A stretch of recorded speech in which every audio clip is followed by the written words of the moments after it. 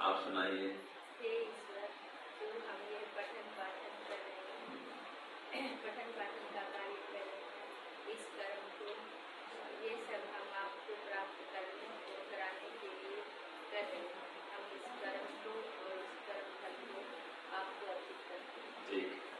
तो ऐसे कोई भी कार्य करें, हर कार्य के पहले ये प्रार्थना जरूर बोलें कि हे ईश्वर, हम यह कार्य, कोई भी कार्य हो, हम यह कार्य आपको प्राप्त करने और कराने के लिए साधन रूप में कर रहे हैं, और इस कर्म को और इसके कर्म फल को आपको अर्पित करते हैं। अच्छा, हमारी बात चल रही थी कि जीवन में व्यक्तित्व का विकास कैसे करें, या जीवन का विकास कैसे करें, या जीवन को श्रेष्ठ कैसे बनाएं, उत्कृष्ट कैसे बनाएं, महान कैसे बनाएं, सुखमय कैसे बनाएं, है ना, कि जीवन में सुख, शांति, समृद्धि का संचार हो, हर प्रकार से उन्नति हो, प्रगति हो। तो कुछ उपाय तो हम विचार किए थे, कुछ उपाय और बता रहा हूं। देखिए, जिसके जीवन में यश थ्योरी है, वो खूब उन्नति प्रगति करेगा, उसके व्यक्तित्व का विकास होगा। यश थ्योरी क्या है, जो पता है? नहीं पता। हाँ बोलिए। हाँ, जो आपके हित की बात करे, जो आपको कोई अच्छी सलाह दे, या कोई आपसे सेवा करवाना चाहे, तो यस, जी स्वामी जी, जी आचार्य जी, जी पिताजी, जी माता जी, जी बेटा जी, बेटे की बात कोई मानो। कोई भी आपको अच्छी बात कहे, ठीक है, तो क्या बोलेंगे उसको? जी। दूसरी बात, कोई आपको कोई सहायता मांगता है, इस काम को कर दो बेटा, मान लीजिए उदाहरण देता हूँ, ठीक है जी, आपके पति तो ऑफिस में है या दुकान में है, ठीक है, और बारिश का समय है। अब वो कह रहे मैं 5 बजे करीब 5:30 में घर पहुंच जाऊंगा, आज गर्मा गर्म पकौड़ा खाने की इच्छा हो रही है। मुझे आप फोन किया, भाई पकौड़ा खिलाना। आपने क्या कहा? अरे भाई मैं बहुत बिजी हूँ और मेरे पास टाइम नहीं है, अभी कहाँ मैं पकौड़ा बनाऊं आपके लिए, ये है वो है, आपने सुना दिया। अब उनका मन प्रसन्न होगा या खिन्न हो जाएगा? ठीक है। और वो जब आते हैं फिर आप उनको लो पकौड़ा खाओ। अब क्या फायदा हुई? पकौड़ा बना भी दिया आपने और पहले सुना दिया उनको, अब वो खाएंगे, बोले मैं तो खा के आ गया पकौड़ा। वो क्या बोले, क्या बोलेंगे? मैं तो होटल में गर्मा गर्म खा के आ गया, अब मेरे पेट में जगह नहीं है, पछताते रहो, है कि नहीं है? तो पहले वाणी को मधुर करो। कोई भी कुछ कहता है एकदम नेगेटिव उत्तर मत दो, वो चाहे पत्नी हो, चाहे पति हो, चाहे कोई भी हो, दुकान में है, व्यापारी हैं आप, तो कोई ग्राहक हो, कोई भी हो, पड़ोसी है, कोई भी कुछ कहता है, तो एक बार इस प्रकार का अभ्यास बना हुआ है व्यक्ति का कि तुरंत तो ना ना मैं ये नहीं कर सकता, मुझसे ऐसा नहीं होगा, ये संभव नहीं है, ऐसे कैसे हो जाएगा, बस पहले उसको ना। ये जो नेगेटिव उत्तर है ये आपकी उन्नति में बाधक है, ठीक है। अब मान लीजिए काम भी है, तो क्या कहेंगे, देता हूँ उदाहरण पकौड़ा वाला, कि पति जो ने फोन किया, पकौड़ा बना तैयार रखना। उन्होंने कहा हाँ हाँ बना दूंगी, बस आप आना, बस हाथ पैर मुंह धोना, तब तो मेरे कुछ काम बचे हुए बचे हुए ये मैं निपटा देती हूँ, और आप आना और फटाफट हम दोनों मिलके बना देंगे। मैं सब तैयार कर रखे रहूंगी, आप थोड़ा ये सहायता करना, और बस दोनों मिलके बनाएंगे, दोनों मिलकर खाएंगे। अब वो पति तो 5 बजे आने का 10 मिनट पहले आएंगे, और आते ही किचन में घुसेंगे, लाओ सब्जी काटनी है, पकौड़ा बनाने से कुछ काम करना है, लाओ, खुश होकर आपका काम कर देंगे, है कि नहीं बताओ? ये बोलने का ढंग है। तो व्यक्ति गृहस्थ में रहता है, उसको गृहस्थ में रहने नहीं आता वास्तव में। ये सन्यासी लोग, विद्वान लोग सिखाते हैं, क्योंकि ये सभी सन्यासी अगले जन्म में वो भी गृहस्थ का सुख दुख भोग के आए हैं। हाँ, ऐसे कोई सन्यासी नहीं बनता, याद रखिए, अनुभव लेके आए हैं और परेशान होके आए हैं, तंग होके आए हैं, इसलिए इस जन्म विवाह नहीं किए। हाँ, जब तक आप तंग नहीं होंगे, परेशान नहीं होंगे, अगले जन्म में फिर विवाह करेंगे, फिर ये पति पत्नी के झगड़े में फिर लगे रहेंगे। बस पुरुष बन के आएंगे। आप संकल्प करिए। जन्म कैसे मिलता है समझ लो। जन्म किस आधार पर मिलता है? आपके संस्कार, आपके कर्म, आपके विचार। जैसे आपके कर्म है, जैसे आपके संस्कार हैं, जो आप ईश्वर से प्रार्थना करेंगे कि हे परमात्मा, मुझको अगले जन्म में ब्रह्मचारी बनाना, मैं विद्वान बनूंगी, और रोज हवन करो, ध्यान करो, ऐसे गुरुकुल में आते रहो, शिविर में आते रहो, गुरुकुल में बार बार आते रहो। स्वामी जी डायरेक्ट मोक्ष नहीं होगा क्या? एकदम तो मोक्ष नहीं होगा ना जी। ये बीच में कड़ी है सन्यासी का। ठीक है, सन्यासी बनने के बाद ही मोक्ष होगा। बहुत लोग ऐसे प्रश्न करते हैं कि स्वामी जी क्या घर में रहते हुए मोक्ष नहीं होगा? तो कभी नहीं होगा। क्यों नहीं होगा? देखो, मोक्ष पाने के लिए राग द्वेष आदि 5 क्लेशों को तर्दीज करना पड़ता है। राग माने क्या है जी? सुख लेने की इच्छा, आसक्ति। अब व्यक्ति घर क्यों नहीं छोड़ता है? घर में सुख है, घर में अनुकूलता है, घर में आसक्ति है, जो चाहिए फटाफट सब सुविधा है। और आश्रम में आप देख रहे हैं 5 दिन 7 दिन से आपकी अनुकूलता हो रही है क्या? नहीं हो रही सब अनुकूलता। कई प्रतिकूलताएं भी हैं। काम चल रहा है लेकिन प्रतिकूलताएं कितने हैं? हाँ, खाना नहीं बनाना पड़ता है तो ये ठीक है। ठीक है जी, ये तो चलो कुछ प्लस पॉइंट है। बाकी कई अनुकूलताएं होती हैं, जो अनुकूलता घर में है वो अनुकूलता यहाँ पर नहीं है। तो व्यक्ति घर छोड़ना चाहता नहीं है। याद रखिए कि घर की जो सुख सुविधाएं वो आश्रम में नहीं मिलती। स्वामी जी, बड़ा सुख के लिए वो छोटा सुख। हाँ, बड़े सुख के लिए छोटे सुख को छोड़ना पड़ता है। याद रखिए। तो इसलिए तो हम घर द्वार छोड़े, माता पिता को छोड़े। क्या हमको हमारे माता पिता प्रिय नहीं क्या? कोई झगड़ा करके छोड़े आएंगे घर से? कोई झगड़ा करके नहीं आए। ठीक है, हमको ही प्रेम है माता पिता से, लेकिन पता है कि जब तक ये माता पिता के प्रेम में जकड़े रहेंगे मोक्ष नहीं हो पाएगा। ये कारण है। जब तक बेटा बेटी पोता पोती इनके मुंह में रहेंगे मोक्ष नहीं हो पाएगा। ये आसक्ति है इनमें, ये राग है, और जहाँ राग है तो कहीं द्वेष भी है। जो अनुकूल चलता है उसमें राग होता है, ये नियम याद रखना। जो आपको सुख देता है उसमें राग होता है, और जो दुख देता है उससे द्वेष होता है। सीधी सी बात है। तो जब तक राग और द्वेष है मोक्ष नहीं होगा। और जब घर में है तो राग तो है ही, घर में रहना मतलब ही राग है। ठीक है जी, घर वालों से या घर से सुख मिल रहा है तो घर में है। तो जब दुख दिखता है व्यक्ति को तब वो घर से दूर होता है। तो ये विषय चरित्र में बता दिया आपको कि अगर आपको मोक्ष चाहिए तो ये घर संसार का मोह को छोड़ना पड़ेगा। जब तक घर संसार में मोह छूटता नहीं है। इसमें गुरुजी 4 पुरुषार्थ बताए हैं। हाँ, 4 पुरुषार्थ है। तो इसमें मोक्ष भी आता है। धर्म अर्थ काम और मोक्ष। इसमें मोक्ष भी आता है। मोक्ष भी आता है, सभी के लिए है। सभी के लिए। लेकिन सब तो मोक्ष के लिए प्रयास नहीं करते हैं। और मोक्ष सभी के लिए कैसे है कि 4 ये पुरुषार्थ है, इसके 4 आश्रम है, 4 वर्ण है। तो ब्रह्मचर्य, गृहस्थ, वानप्रस्थ और संन्यास, 4 आश्रम का विधान है। केवल 2 आश्रम थोड़े हैं। आजकल तो 2 आश्रम में रुक गए, ब्रह्मचर्य और गृहस्थ। अब वो ब्रह्मचर्य पता नहीं पूरा होता है नहीं होता है।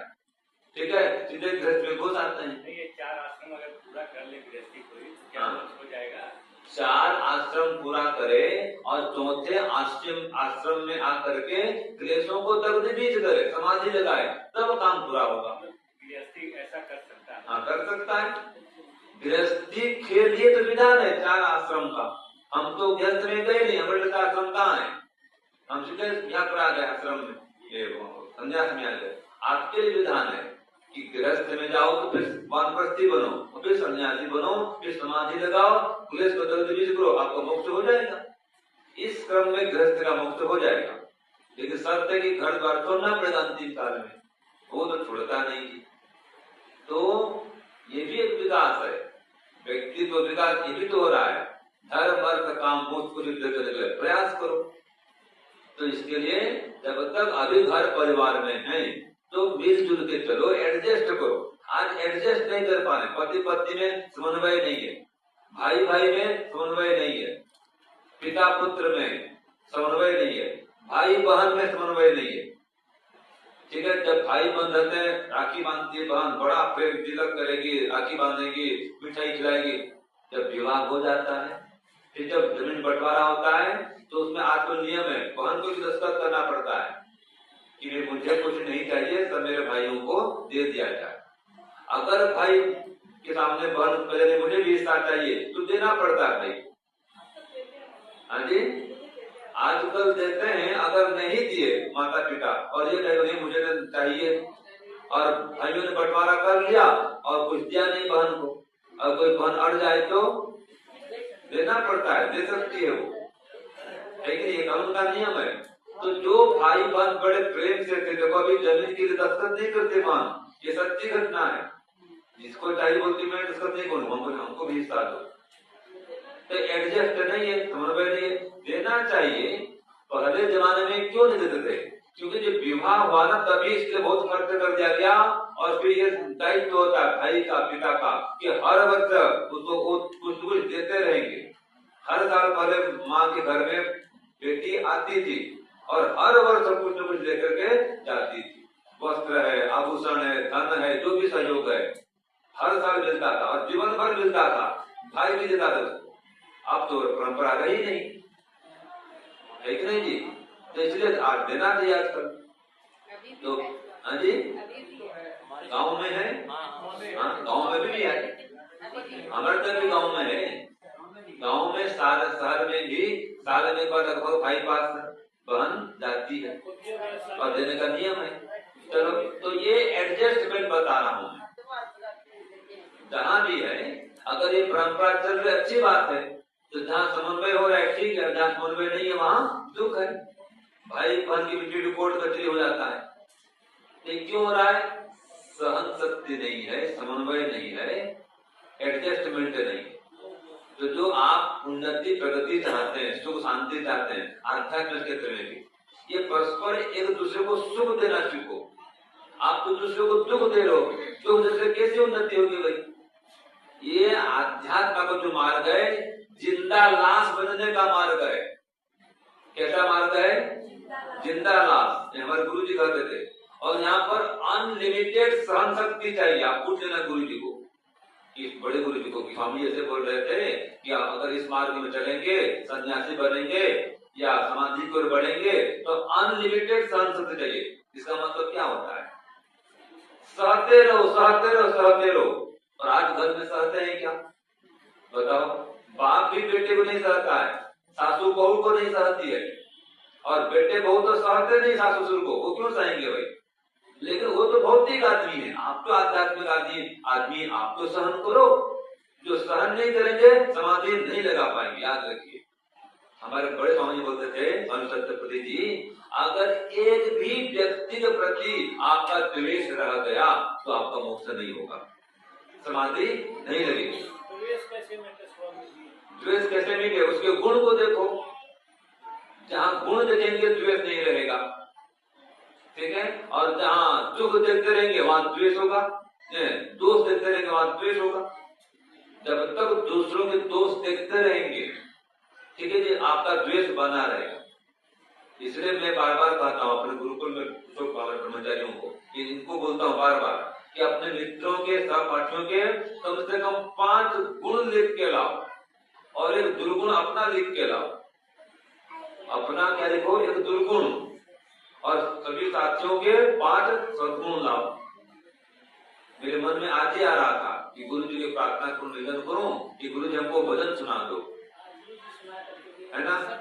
हाँ, सबके गुण अपनी हमेशा गलतियां देखा करो, जिंदगी की हूबहू तुम झलकियां देखा करो।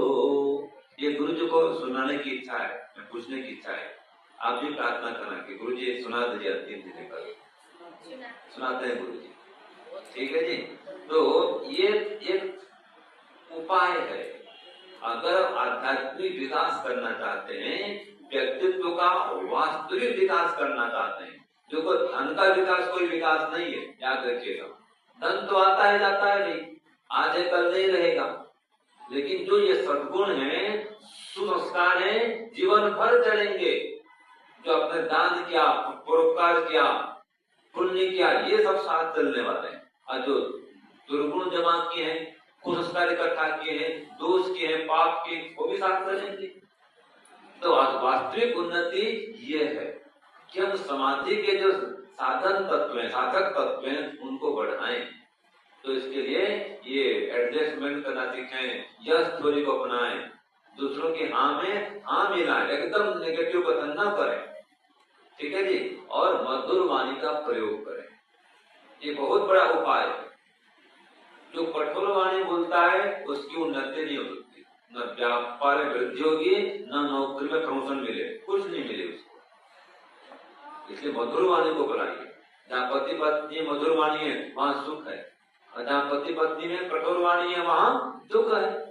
घर आने को मन नहीं करे पति दो, और जहाँ प्रेम से बात करे तो क्या चाहेगा पति, 10 मिनट पहले पहुंचू, घर वालों से मिलूंगा, पत्नी से मिलूंगा, बच्चों से मिलूंगा। आज जिसको घर में आते ही टेंशन, ये नहीं लाए, वो नहीं लाए, ये भूल गए, क्या काम करते हो घर में, बस आते ही पत्नी उस पर बरस पड़ती है। तो पति तो जल्दी घर आना चाहेंगे क्या? नहीं आना चाहेंगे। तो ये सीखो पहले, परस्पर का व्यवहार मधुर करो, मधुमय व्यवहार होना चाहिए, प्रेम होना चाहिए। तो पति जो पत्नी की सहायता करें, वो उनकी सहायता करें, तो आपका वास्तव में मन शांत रहेगा, मन प्रसन्न रहेगा। और जो मन शांत है, प्रसन्न है, वही एकाग्र होता है, फिर समाधि की ओर बढ़ता है। जिसका मन प्रसन्न नहीं है, शांत नहीं है, एकाग्र नहीं हो सकता है। एकाग्र नहीं हुआ, समाधि नहीं लगती। समाधि माने क्या है? समाधि माने चित्त की एकाग्रता। याद रखिए, जो मन में कोलाहल चला है, कोलाहल समझते हैं, शोरगुल चलता है मन में, ये शोरगुल तो बात है क्या मन का? खाली बाहर शोरगुल नहीं होता है, अंदर भी शोरगुल चलता रहता है। तो जब तक ये मन रूपी तालाब में ये कंकर पत्थर फेंकना बंद नहीं करेंगे, तब तक समाधि लगने वाली नहीं है। क्या समझे? मन रूपी तालाब में कंकर पत्थर फेंकना बंद करो। ये कंकर पत्थर कौन से हैं? विचार, काम, क्रोध, ईर्ष्या, अहंकार, राग, द्वेष, ये संस्कार बड़े बड़े बिस्कुट आते हैं, तो बिस्कुट आते हैं, ध्यान कर रहे हैं, वो व्यक्ति खराब है और ठीक नहीं। ओम भूर्भुवः स्वः तत्सवितुर्वरेण्यं। मैंने गलती नहीं की थी, मैं तो बड़े आदमी, वही दोष करता है, वही गलती करता है। फिर ओम भूर्भुवः स्वः को तन कर रखा है, परेशान करता है, ये तो ये याद आते हैं। अथवा ओम भूर्भुवः स्वः, वाह वाह वाह, मेरी पत्नी कितनी अच्छी है, बहुत सुख देती है, हाँ मेरे पतिदेव साक्षात देवता है, ठीक है। या तो पत्नी याद करे या पतिदेव याद करे, ये राग है, ये मेरा बेटा कितना प्यारा है। तो मन इंद्रियों को जीते, मन को इंद्रियों को वश में करें। और ये भी याद रखें, हम जब पढ़ते थे तो गुरुजी बोलते थे, आचार्य जी हमारे, कि आपके कर्म का आपके व्यवहार पर, या आपके व्यवहार का आपके जीवन पर क्या प्रभाव पड़ेगा देखें। आपके कर्म का आपके व्यवहार का सामने वाले पर क्या प्रभाव पड़ेगा देखें। आपको तो अच्छा लग रहा है, आपको सुख मिल रहा है, लेकिन सामने वाला परेशान हो रहा है, उसको अच्छा नहीं लग रहा है, वो तंग हो रहा है, वो अच्छा नहीं मानता है। माता पिता का नाम रोशन नहीं होगा, इससे माता पिता की बदनामी होगी, परिवार की बदनामी होगी। ऐसा काम मत करो भाई। जिस काम के करने से आपकी बदनामी हो रही है, बदनामी होगी, परिवार की बदनामी होगी, वो काम को छोड़ो, सीधी सी बात है जी। लेकिन व्यक्ति नहीं छोड़ता है, तो बताओ विकास होगा? समाधि लगने वाली है नहीं। तो ऐसा देखो, मैं कौन सा काम करता हूँ जिससे मेरी बदनामी हो रही है, मेरे परिवार की बदनामी हो रही है, मेरे माता पिता की बदनामी हो रही है, मेरे पतिदेव की बदनामी हो रही है, या पत्नी को पता चल जाएगा तो मैं घर में रह नहीं पाऊंगा, ऐसा क्या काम कर रहा हूं मैं, देखो है कि नहीं है। तो ये देखने की बात है, समझने की बात है, सोचने की बात है, आत्मनिरीक्षण करने की बात है। तो जो ऐसा कोई भी काम हो रहा है, वो कोई भी व्यक्ति है, वो चाहे पत्नी हो, पति हो, बेटा हो, बेटी हो, भाई हो, बहन, कोई भी हो, गुरु हो या शिष्य भी हो, सब अपने अपने कर्मों को देखें कि जिस कर्म के करने से परमात्मा के दर्शन में वो बाधक बन जा रहा है, उसको हटाएं। और स्पष्ट खोल दूं, ऐसे व्यक्ति से राग न रखें जो ध्यान में बैठते ही सामने आकर खड़ा हो जाए। एकदम स्पष्ट बात है, और मेरी बात नहीं है, ये स्वामी सत्यपति जी की बात है। हम जब पढ़ते तो कहते थे इस बात को कि ध्यान करने बैठे फिर ओम भूर्भुवः, वो तो स्पष्ट बोलते, कोई स्त्री आकर खड़ी हो जाएगी। अब पुरुष समाज में स्त्री नाम बोलते थे वो, और आपका भी ऐसा ही है, आप ध्यान करने बैठेंगे, कोई पुरुष खड़ा हो गया, जो पुरुष है, वो बेटा हो, भाई हो, पति हो, एक्स वाई जेड कोई भी हो सकता है, जिससे आपका राग है ध्यान काल में, वो जरूर जरूर जरूर याद आएगा। इसीलिए वैराग्य चाहिए। वैराग्य माने क्या है कि ईश्वर के अतिरिक्त ध्यान काल में और कोई भी याद न आए, ये वैराग्य है। तो क्या स्पष्ट? तो जो विवेक है, वैराग्य है, और इसका अभ्यास है, यही व्यक्तित्व विकास करने का बहुत बड़ा या सबसे बड़ा उपाय है।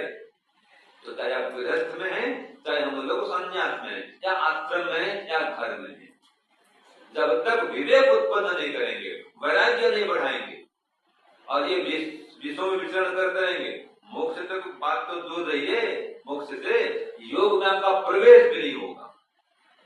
जब तक तेरी मेरी करते रहेंगे, मैं और मेरा करते रहेंगे, और स्पष्ट कह दूं तो दूसरों को दुख देते रहेंगे। विचार करिए, क्या आपके व्यवहार से सब लोग खुश हैं? तो ये प्रयास करिए कि मेरे व्यवहार से कोई भी परेशान न हो, कोई भी दुखी न हो। वो कुछ भी व्यवहार करे, उनका वो जाने और परमात्मा जाने, उनका हिसाब किताब वो रखेंगे, करेंगे। आप क्यों अपना हिसाब किताब बिगाड़ रहे हो? किसी ने आपको दुख दिया तो देने दो, उसका दंड परमात्मा देगा ना। कोई छल कपट किया आपके प्रति, किसी ने अन्याय किया, तो क्या बोलते हैं, तंबो जम्बे दर्दम। और इसका प्रयोग कब करोगे आप? इसलिए परस्पर उलझना बंद करिए, समन्वय स्थापित करिए। और समन्वय कैसे स्थापित करते हैं, देखिए आपको एक सही उदाहरण दूं।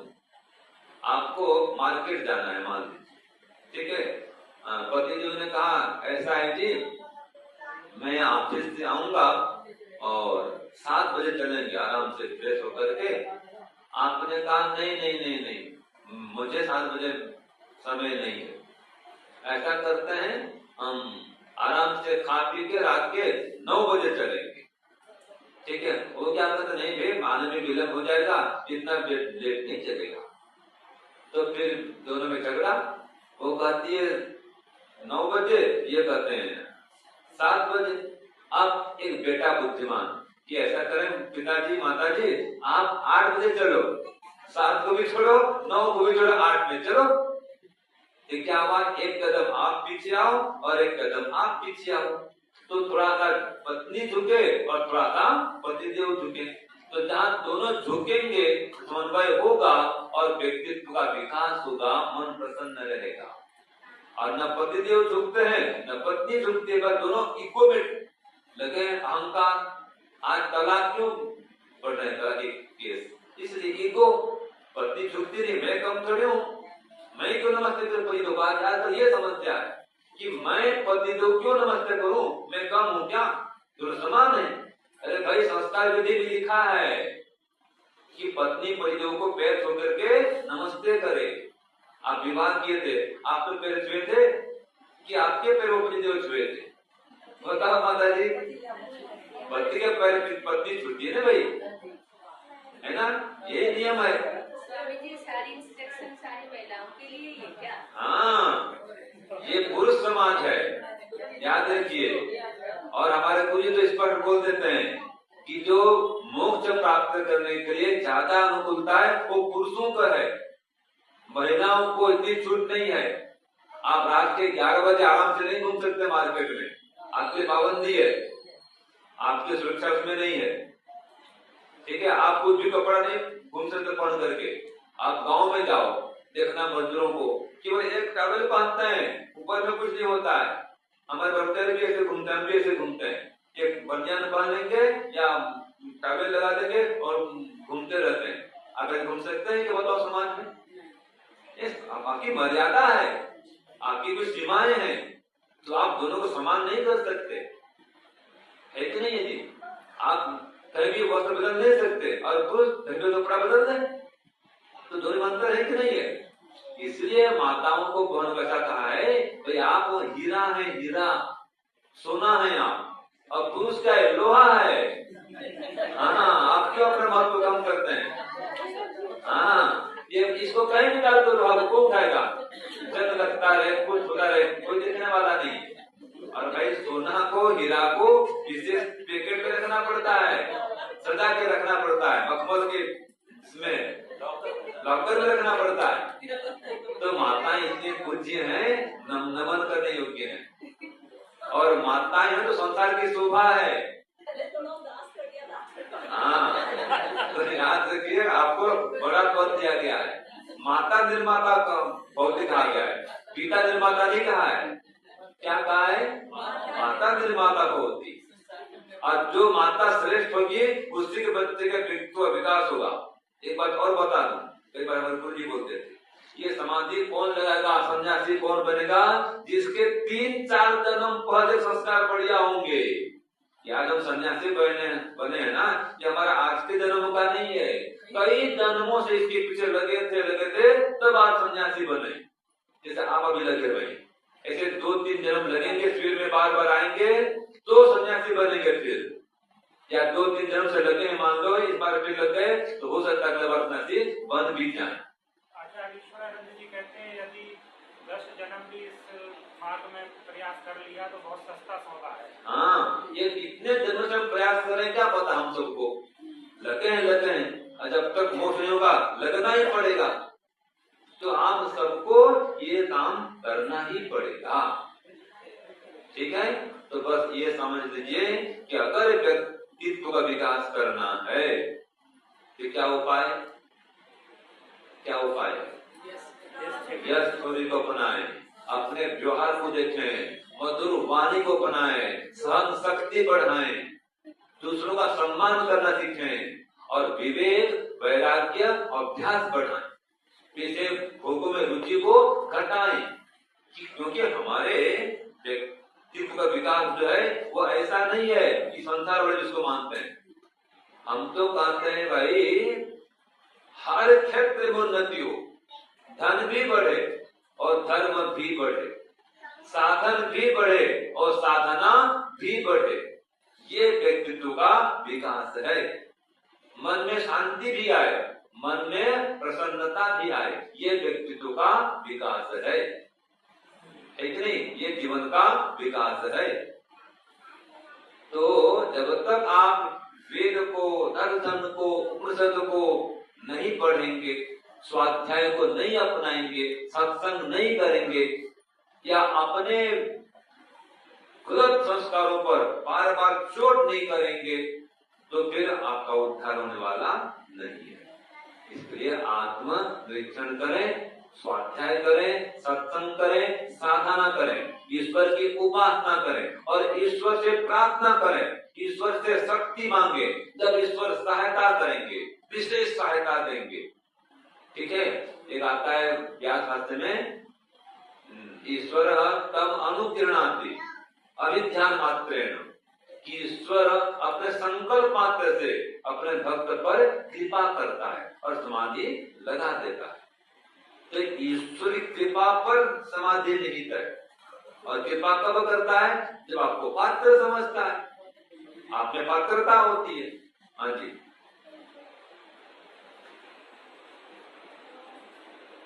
स्वामी जी आपसे लगभग 8 साल पहले, हाँ जी, मेरे घर के पीछे आलिशान मंदिर है।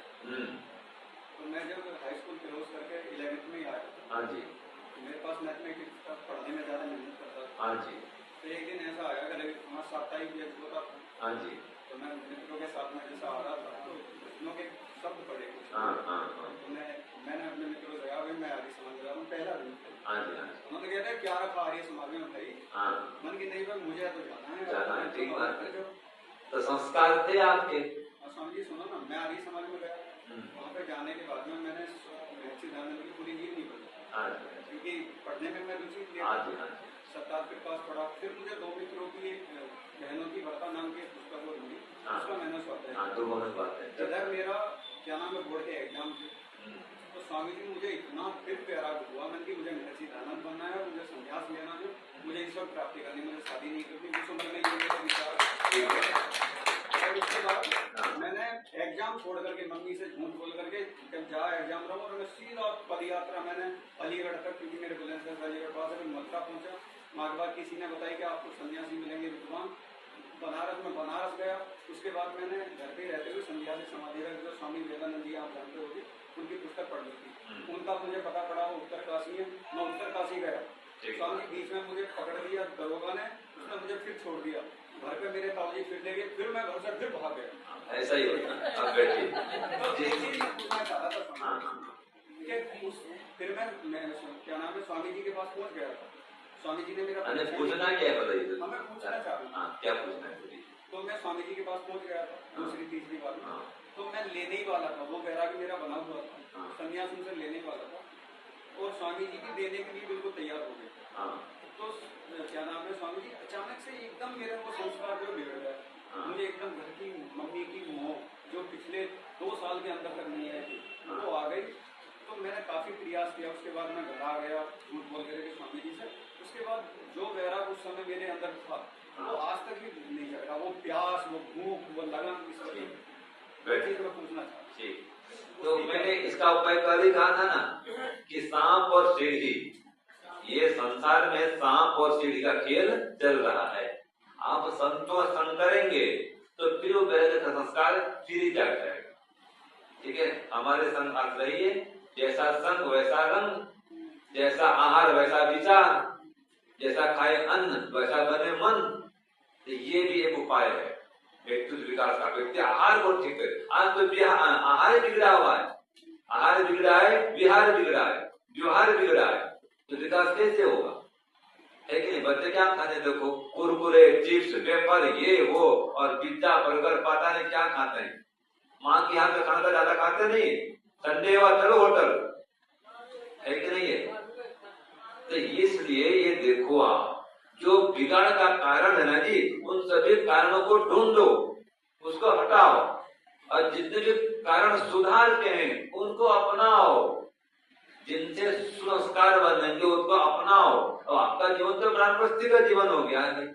अब क्या खाने पीने में लगा रहना, क्या पार्टी में जाना, क्या मजा मौज करना, क्या घूमना फिरना। साधना करो, स्वाध्याय करो, सत्संग करो, समाधि करो।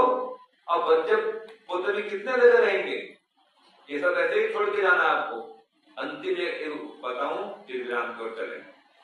देखिए एक सूत्र आता है सांख्य में, स्येनवत सुख दुखी त्याग वियोगाभ्याम। स्येनवत सुख दुखी त्याग वियोगाभ्याम। इसका मतलब क्या हुआ? एक स्येन पक्षी है, मान लो कि गिद्ध है, और एक बाज पक्षी है। तो बाज छोटा और गिद्ध बड़ा। तो बाज पक्षी के पैर में कोई मांस का टुकड़ा है। अब ये देख लिया गिद्ध ने, वो पक्षीराज बोलते हैं उसको। अब उस पर क्या करता है, आक्रमण करता है कि मांस के टुकड़े को छीनने के लिए। अब वो स्वेच्छा से अपने पंजे से उसको छोड़ दे उस मांस के टुकड़े को, तब तो देखो हो जाएगा मांस को। और नहीं पकड़े रहेगा तो उसको बड़े घायल करेगा, हमला करेगा और जबरन छीन के लेके जाएगा। तो या तो उसको प्रेम से दे दो, बेलेगा भाई चल छोड़ दो उसको। इसको बोलते हैं त्याग। आप त्याग कर दो, सुखी हो जाओगे। और नहीं, वियोग तो होना ही होना है। वो तो लूट के लेगा, झपट के लेगा, घायल करके लेगा। ये संसार के सारे सगे संबंधी, रिश्ते नाते, धन संपत्ति, घर द्वार, व्यापार, जो कुछ भी है, सोना चांदी आदि आदि, बैंक बैलेंस, ये सभी, इनसे वियोग तो होना ही है। ये सब छूटने वाला है। तो पहले ही छोड़ दो अपने ओर से। हम पहले ही छोड़ देना, ये त्याग है, यही वैराग्य। अब नहीं छोड़ेंगे तो बस वो छूटने वाला है, कभी छूट जाएगा, कोई भरोसा तो है नहीं। भविष्य की चिंता रखते हैं, तो भविष्य कोई नहीं पूछेगा, भविष्य कोई नहीं पूछेगा, तो अपने कुछ ध्यान रखे रहो, वो भी अपना मान के, परमात्मा को मान करके, और वो भी किसी के नाम से पहले ही कर दो वारिस। हम तो करते रहे, पता अभी हमने वारिस दे दिया, संस्था को दे दिया, जो भी धन संपत्ति है तो संस्था की है। हाँ, और ब्लैंक चेक दे दिया हमने अपने वो को जानते हैं, कौन बता रहे हैं, आप पता है आपको, देखो मैंने उनको देख के दे दिया कि जो भी धन होगा बैंक में सब आपका, हमारा कुछ भी नहीं। जब तक हम प्रयोग करेंगे, मैंने कहा कोई दान पुण्य करेंगे, स्वास्थ्य की जो भी समस्या ये करेंगे, और हम भी आपसे भी दान लेते हैं और दान देते भी हैं। कहीं लेते रहेंगे, दान नहीं देते तो क्या होगा, हम कहाँ लेके जाएंगे, हमारा पुण्य कब होगा फिर। हाँ, लिखा रहे हैं, पढ़ा रहे हैं, उपदेश कर रहे हैं, ये पुण्य जमा हो रहा है, विद्वान बनेंगे मरने के बाद। जितना ज्ञान बांटेंगे ज्ञानवान बनेंगे, विद्या दान करेंगे विद्वान बनेंगे, और धन का दान किए नहीं तो क्या बनेंगे, सुदामा बन जाएंगे। हाँ, धनवान नहीं बन पाएंगे, धन तो दान किए नहीं, कहीं देते रहे। तो ब्राह्मण के 6 काम होते, याद रखिए, यजनम याजनम, अध्ययनम अध्यापनम, और दानम प्रतिगृह्य, कि दान दो और दान लो, खाली दान लेना नहीं है। आज के ब्राह्मण क्या कर रहे हैं, बस आप देख रहे हो क्या कर रहे हैं, तो दान भी देना है। ये सन्यासी भी ऐसे करते हैं, दान लो और दान दो। हमारे गुरु कितना दान करते हैं पता है, सभी संस्थाओं को देते हैं, आप उनको देते हैं दक्षिण रूप में, हमको भी देते हैं, हम संस्थाओं में देते हैं, गुरुकुल में देते हैं, हमारा भी तो काम देने का है। तो देते हैं तो फिर क्या करेंगे, फिर देने वाले बन जाएंगे। तो देना भी सीखो, देंगे तो फिर पाएंगे, जो बोएंगे वो काटेंगे, सीधी बात है। अगर आप जीवन भर में 1 करोड़ का दान दिए हैं तो करोड़पति घर में जन्म लेंगे। हाँ, और 1 लाख की दान देंगे तो फिर लखपति, और लखपति दीदी बन रहे आजकल तो, है कि नहीं, गाँव के बहाने में लखपति दीदी बन जा रही है। तो आज के जमाने में लखपति क्या है, कुछ भी बड़ी बात नहीं है, 1 लाख में कमरा भी नहीं बने है कि नहीं जी, आपको पता है 1 करोड़ तो कोई कोठी बना सकता है कम से कम। तो इतना दान किए रहेंगे तो फिर जन्म में श्रेष्ठ माता पिता श्रेष्ठ घर में जाएंगे, और नहीं तो फिर दान पुण्य कम हुआ, धर्म कम हुआ, पशु पक्षी बन जाएंगे, एकदम डिमोशन। हम तो तैयारी कर भी जाने के बॉक्स में, गुरु जी पीछे लगे हैं, हो जा रहा, अभी पीछे पीछे पकड़े उनके पैर को, चलो गुरु साहब पीछे चलो, आप भी हमारे पीछे लग जाओ, सब चलेंगे, गुरु चलाएंगे करके, और क्या, ठीक है। तो यही जीवन का विकास है कि हम मोक्ष की ओर बढ़े, आध्यात्मिक ओर बढ़े, और सुख शांति प्रेम से आनंद से रहे। ये झगड़ा रगड़ा ये सब बंद करें, कलह क्लेश मिटाएं, राग द्वेष को हटाएं, और समाधि की ओर जीवन को बढ़ाएं। यही जीवन का विकास है, यही व्यक्तित्व का असली विकास है। ओम शांति ओम शम, सबको साधन नमस्ते। अब अगला क्या देखो।